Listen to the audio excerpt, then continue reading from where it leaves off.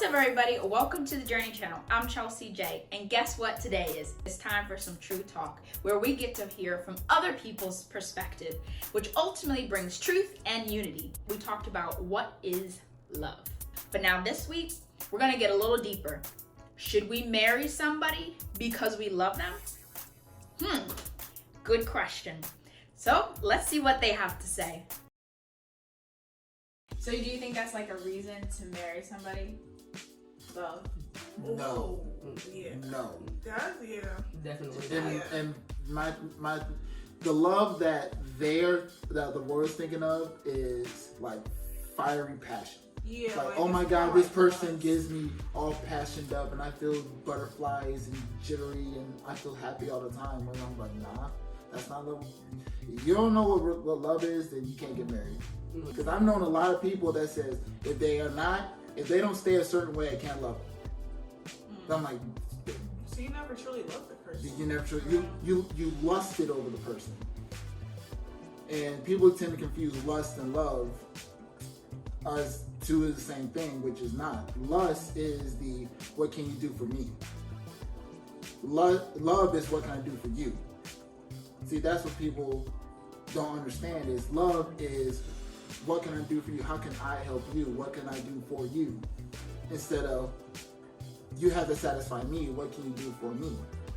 So that's why a lot of people shouldn't get married based off of their definition of love, because it's not really love, it's lust. I guess to piggyback on what you're saying. Yeah, because you look at it, even with like the divorce rates, like it's so high now because people get into marriages for the wrong reasons. They don't understand, like, and if you hear from people who have been married for like 10 years plus or 15 years plus, they tell you like that feeling goes away like in the first half. All that butterflies are gone. Yeah. At that point, it's like a commitment. Like it's a straight commitment at that point, and they, in a way, it's like they have to really like, I don't want to say grow into the love, but like you really have to live out what love is. Well, for me, when you said, is love enough to get married? No. Because I can love you to death, but not like any other things about you. Like, I can love you, but I don't like your attitude. And if you don't know how to speak to me when you're upset, like, you're upset, but you don't have to be disrespectful. Or you don't know how to communicate. You're terrible with money. Like, so I can love you, but there's all these other things that it's not necessarily more important, but if there's like, we have love, but we ain't got no peace, or we got love, but we can't eat, we got love, but we're always arguing. We got love. Like, at the end of the day, love ain't ish at that point. Like, it's not gonna sustain your relationship. It can only do so much.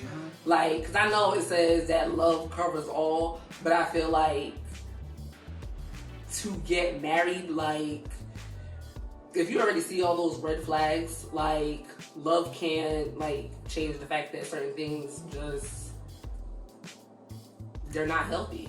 Yeah, they're Like, toxic. yeah, like, Yep. so for me, love is not enough. Yeah. Love is definitely not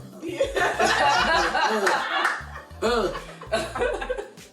And then that's why I kind of feel like I go back to God having to be your foundation of what love is, because I feel like the love that you have for God and the love that you have for yourself, and then if you're communicating with God, you probably need to get to the point where you love them a certain type of way. Like, you'll love them with God's love, but you won't be like loving them romantically, because it's just like, I know this is not God's best for me. Yeah. Wow, they made some great points, especially about love and marriage, and that love should not be the defining point of marrying somebody. But what does the Bible truly say? Well, if you look in different stories of the Bible when it comes to marriage, God was specific about compatibility. That being intentional in who you marry is important. Even in Song of Solomon 3:5, it says to not awaken love until you are ready. That means when you choose somebody to marry, the ultimate reason shouldn't be love, because you shouldn't awaken it until you are ready until you have found that specific person. And that's why in the Bible, God said in Genesis to Adam that he needs to find somebody that is suitable for Adam. And that's why he created Eve.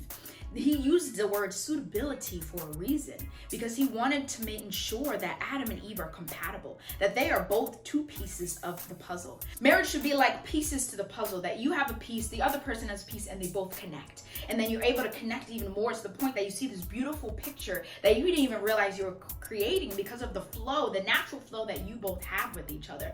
It should be something that God created, that God ordained. It shouldn't be tension. It shouldn't be chaos. It shouldn't be disorder, because God is not a God of confusion. That their whole goal should be to build and get closer to Christ. It should be this triangle where two, man and a woman, are able to just walk together and eventually go towards Christ. That is how it should be. And then love gets involved. The whole purpose of marriage isn't just about love. It is this compatibility, it is this cohesiveness, this oneness, this commitment. When you do find that person that's able to fit to your piece of the puzzle, you can not only build and develop and grow, because that person should build you up. That person should help you move forward, not bring you back, not bring you down, not change who you are, and you shouldn't try to change them as well. Because understand and remember, it should be an easy connect, an easy piece to the puzzle. Yes, there's challenges with marriage, but because of the challenges, and when you choose to marry, love gets involved. And that's when it becomes this unconditional, this sacrificial love. But before you choose